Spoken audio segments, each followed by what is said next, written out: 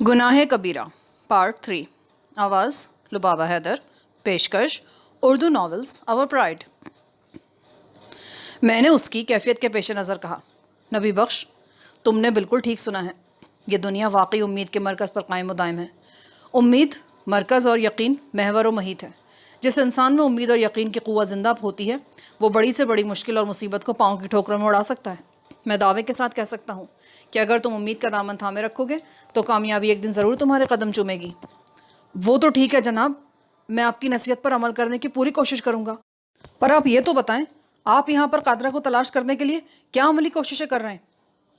अगरचे अभी तक मैं कादरा का कोई वाज़ेह सुराग नहीं लगा सका हूँ, लेकिन यहाँ की कार्रवाई से मैं पूरी तरह पुरुम्मीद और मुतमईन हूँ। मुझे यकीन है कल का सूरज तुलू होने से पहले पहले कामयाबी मेरे कदम चूम लेगी। अच्छा जी, ये तो आप बड़ी चंगी खुशखबरी सुना रहे हैं थानेदार साहब। वो हैरत और खुशी के मिले जुले तासुरात के साथ बोला, ऐसा महसूस हो रहा है जैसे आपने कोई अहम पॉइंट तो पकड़ लिया है लेकिन अभी उसका इजहार नहीं करना चाहते। मैं गलत तो नहीं कह रहा ना? तुम्हारा अंदाज़ा बिल्कुल दुरुस्त है नबी बख्श, कुछ ऐसी ही बात है। मुझे इस बारे में कुछ नहीं बताएंगे? तुम एक अक्लमंद इंसान हो। जब तुम्हें अंदाज़ा है कि मैं क़ब्ल अज़ वक्त मामले को खोलना नहीं चाहता तो फिर तुम्हें भी ऐसी फरमाइश नहीं करनी चाहिए। ठीक है जनाब, आप कह रहे हैं तो मैं ज़िद नहीं करूँगा। आप थानेदार हैं, कानून और तफ्तीश को मुझसे ज़्यादा जानते हैं। किसी मसलहत की बिना पर ही ऐसा कर रहे होंगे। अगर आप फ़िलहाल इस मामले को राज रखना चाहते हैं तो मुझे कोई एतराज़ नहीं है। शाबाश, तुम एक माकूल इंसान हो। मुझे इजाज़त दीजिए जाने की। उधर भाई अल्लाह बख्श मेरा इंतज़ार कर रहा होगा। मैं अभी तक घर भी नहीं गया। मैंने अपने कमरे से बाहर निगाह दौड़ाई। शाम के साए फैलना शुरू हो गए थे। नबी बख्श, अगर अल्लाह बख्श से ही मिलने जा रहे हो तो ज़रा ठहर जाओ, मैं यहीं पर तुम्हारी उससे मुलाकात करवा देता हूँ। उसने चौंक कर मेरी तरफ देखा और हैरत भरे लहजे में बोला, क्या भाई अल्लाह बख्श यहाँ आने वाला है? सिर्फ भाई ही नहीं बल्कि तुम्हारी भाभी भी कुछ देर में यहाँ पहुँचने। मैंने जुमला अधूरा छोड़ा और नबी बख्श के आकब में देखा। लो देखो, वो दोनों पहुँच भी गए। नबी बख्श बेसाख्ता गर्दन घुमाकर पीछे देखने लगा।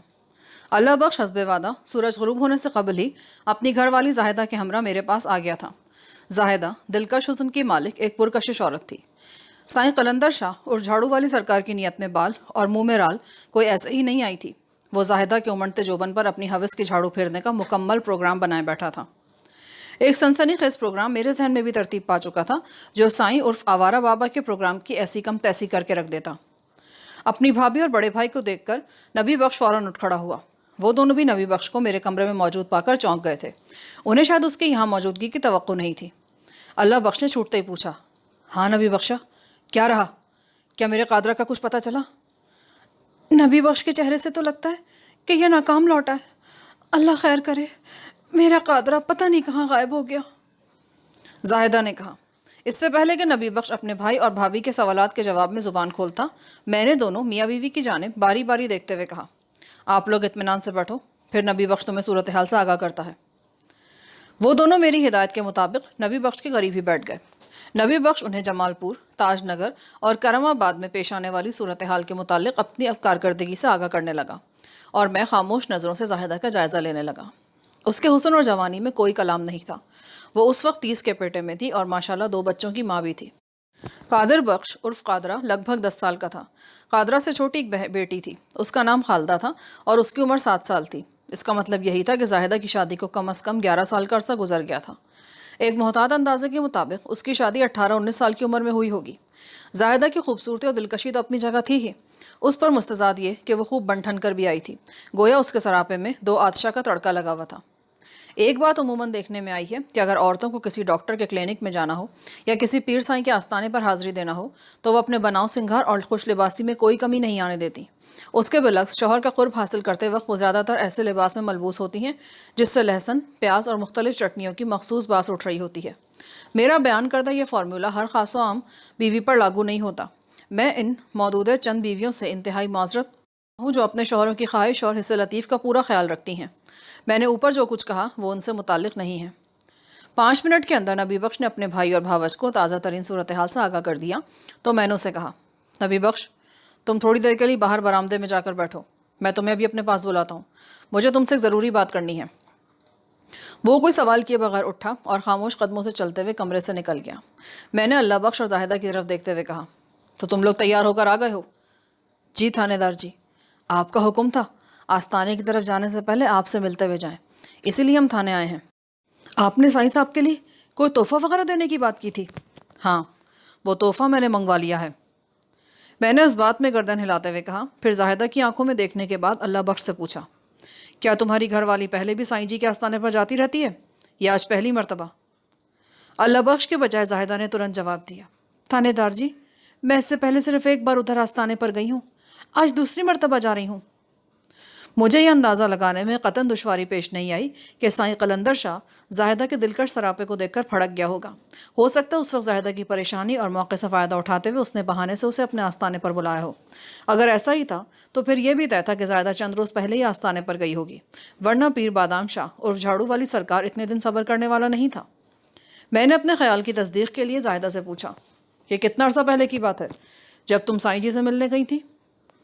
اس نے میرے اندازے کے عین مطابق جواب دیا، 10 دن پہلے کی جی۔ اور حاجت کیا تھی؟ میرا مطلب ہے تم وہاں کس مقصد سے گئی تھیں؟ وہ جی، وہ متاملانہ انداز میں بولی، میں جی گھر کی اور دکان کی خیر و برکت کے لیے سائیں جی سے دعا کروانے کے لیے گئی تھی۔ انہوں نے تمہارے حق میں دعا کر دی ہوگی پھر؟ جی ہاں۔ اور تمہیں یقین ہے سائیں جی کی دعا میں بڑا اثر ہے؟ جی بالکل، اسی لیے تو قادرہ کے سلسلے میں دم کرانے سائیں جی کے حجرے میں جا رہی ہوں۔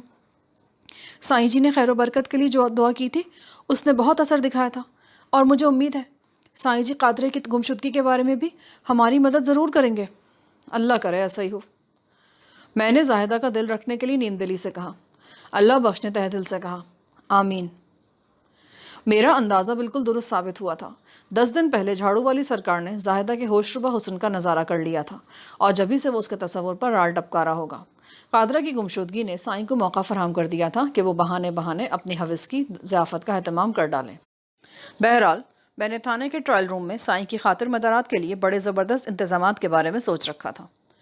اب ہمارے لیے کیا حکم ہے تھانے دار جی؟ اللہ بخش نے میری جانب دیکھتے ہوئے پوچھا۔ آپ لوگ سائیں جی کے آستانے پر جاؤ، مجھے بھی امید ہے سائیں جی قادرہ کی تلاش کے سلسلے میں ضرور تمہاری رہنمائی کریں گے۔ میں نے کچھ دیر پہلے کانسٹیبل کو بھیج کر ایک سیر مٹھائی منگوا لی تھی۔ اللہ بخش اور زاہدہ کو رخصت کرنے سے پہلے میں نے مٹھائی والا اور ڈبہ ان کے حوالے کر دیا۔ اللہ بخش نے پوچھا، یہ تحفہ سائیں جی کے لیے ہے نا؟ ہاں، میری محبت اور خلوص بھرا چھوٹا سا نذرانہ ہے۔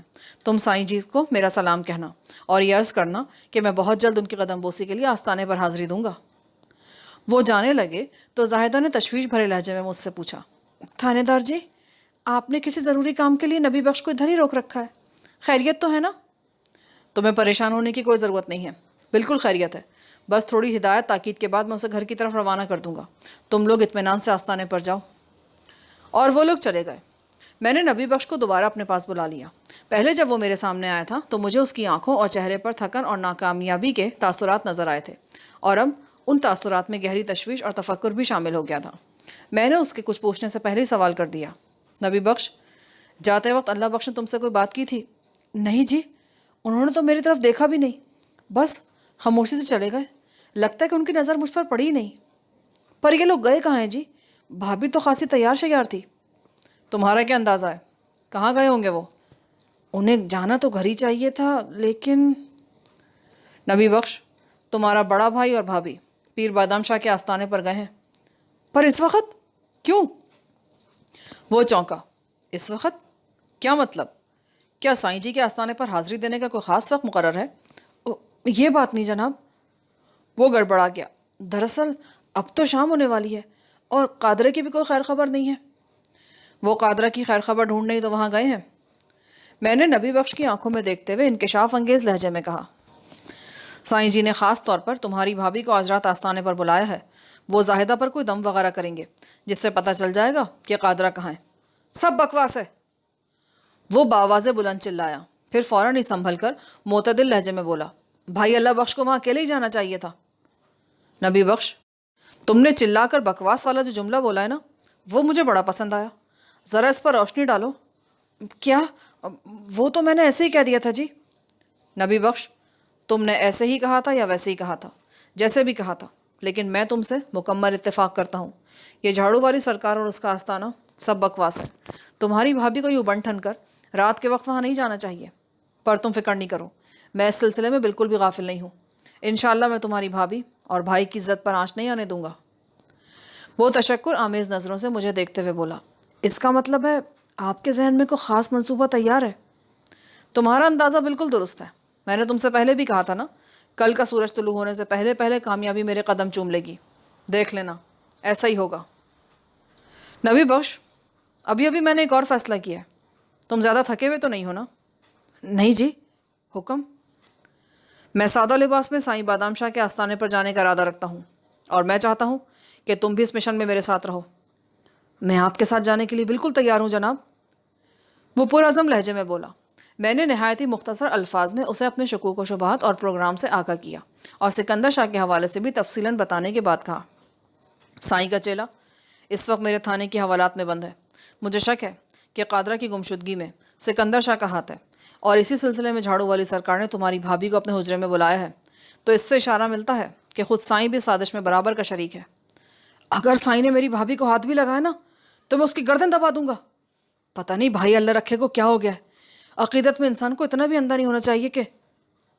जुमला अधूरा छोड़कर उसने बाएं हाथ की हथेली पर दाएं हाथ का जोरदार मुक्का बरसाया, फिर होंठ भींचकर मेरी तरफ देखने लगा।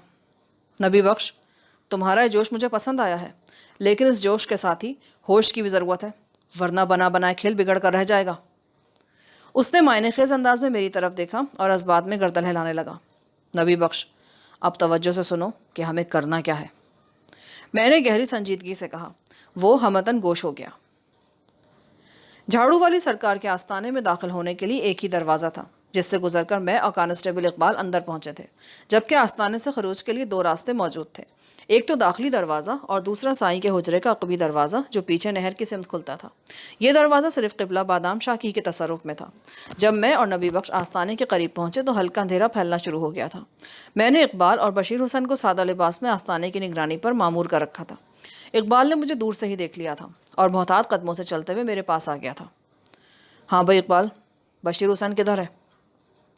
वो आस्थाने के पिछले हिस्से में पहरा दे रहा है, जिधर हुजरे का अक़बी दरवाज़ा खुलता है। रिपोर्ट क्या है?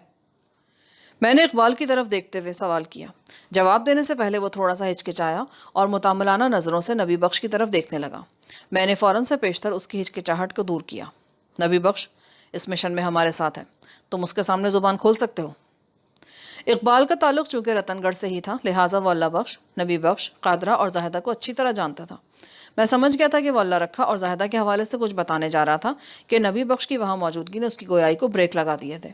मेरी तरफ से ग्रीन सिग्नल मिलने के बाद उसने कहा, मलिक साहब, अभी थोड़ी देर पहले अल्लाह बख्श और उसकी घरवाली आस्थाने के अंदर गए हैं। तो इसका मतलब है कि हमारे एक्शन में आने का वक्त आ गया है। इस वक्त अल्लाह बख्श और जाहिदा के अलावा आस्थाने के अंदर और कौन है? सिर्फ पीर फरतूत साईं झाड़ू वाला और सखी और सखिया, वो किधर है?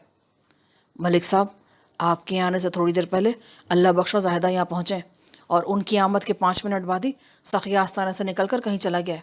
आपने चूँकि साईं पर तवज्जो देने की खुसूसी हिदायत की हुई है, लिहाजा हमने सखिया का ताक़ुब करने की कोशिश नहीं की। पता नहीं ये बात आपको पसंद आई या नहीं। पसंद और नापसंद के बारे में सोचने की मोहलत नहीं है इकबाल। साईं बादाम शाह पर धावा बोलने के लिए मुनासिब वक्त है। जो हुक्म मलिक साहब। मैंने नबी बख्श का सरताब पर जायज़ा लिया। वो एक सेहतमंद और जवान शख्स था। मैंने बारी बारी नबी बख्श और इकबाल की तरफ देखते हुए कहा, तुम दोनों इधर ही आस्थाने के दाखिली दरवाजे के आसपास मौजूद रहोगे। अगर साईं अफरा तफरी में इस तरफ आता दिखाई दे तो तुम उसे अच्छी तरह काबू में कर लेना। मेरा ख्याल है तुम दोनों उसे बआसानी कंट्रोल कर लोगे। उस साईं को कंट्रोल करने के लिए तो मैं अकेले ही काफ़ी हूँ थानेदार साहब। नबी बख्श ने पुरज़म अंदाज में कहा, आप मुझे अपने साथ अंदर ले चलें।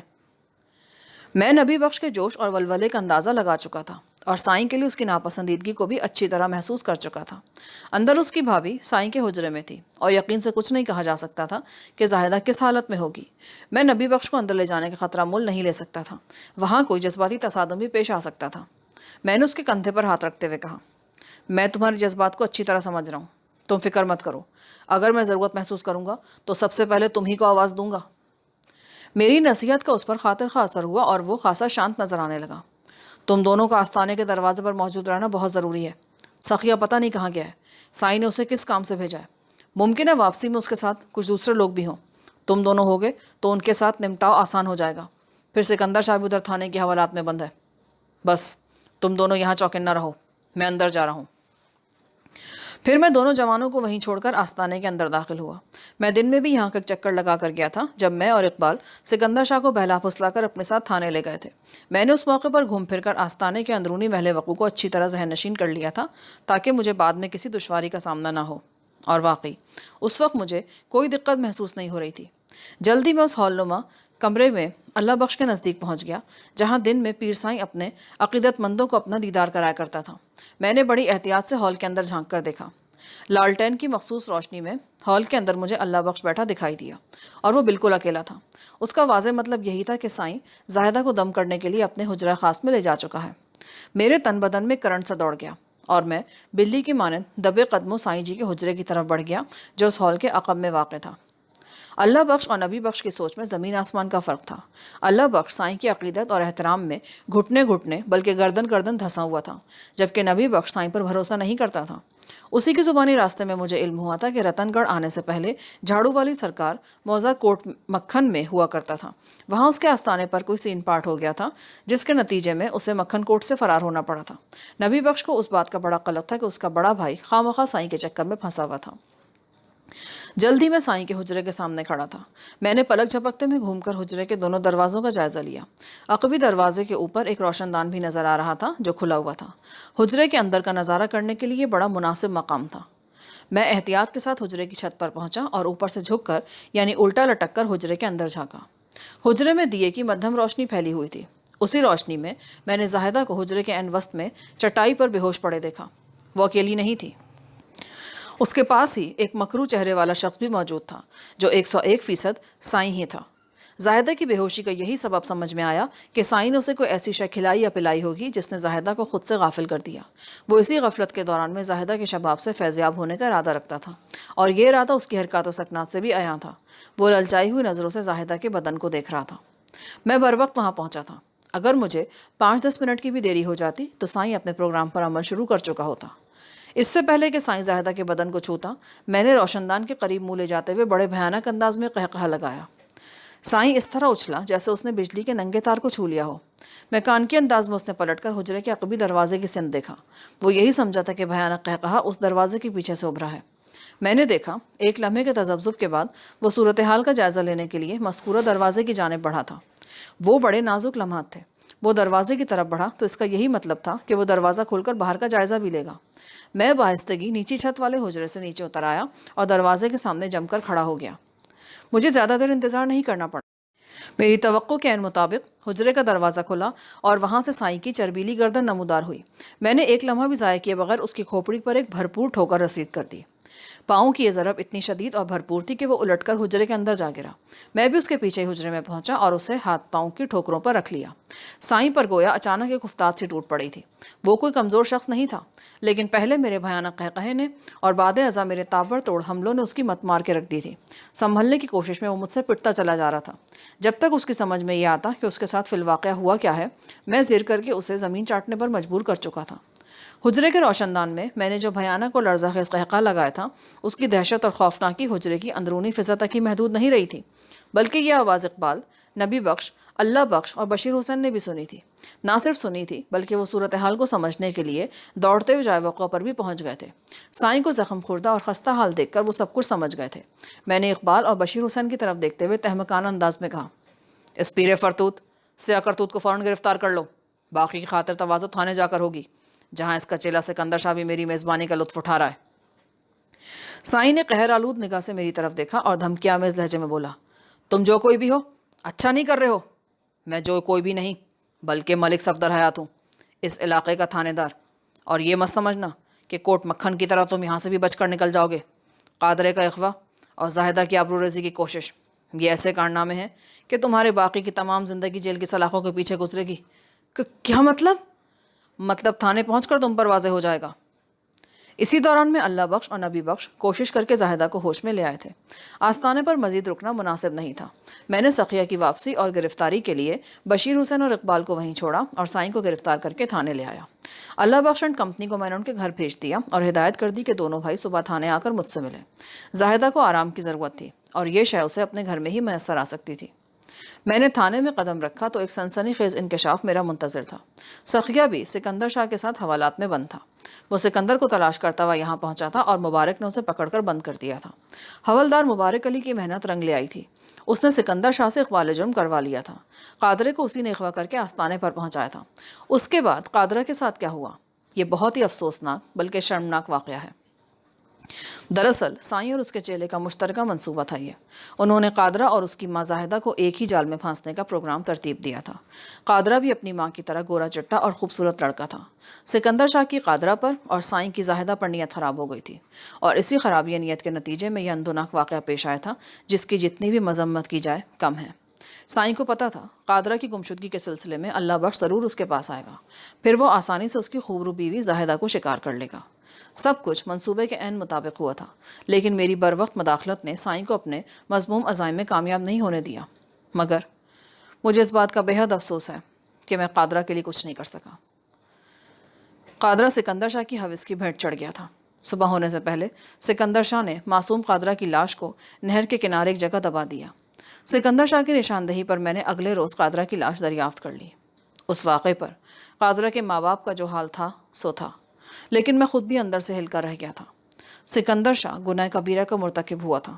اسے جتنی بھی عبرتناک سزا دی جاتی کم تھی۔ میں نے اسے ٹھیک ٹھاک فٹ کرنے کے لیے پورا زور لگا دیا تھا۔ ذہین قائرین اندازہ لگانے کی کوشش کریں کہ میں نے سائیں اور اس کے چیلے کے ساتھ کیا سلوک کیا ہوگا۔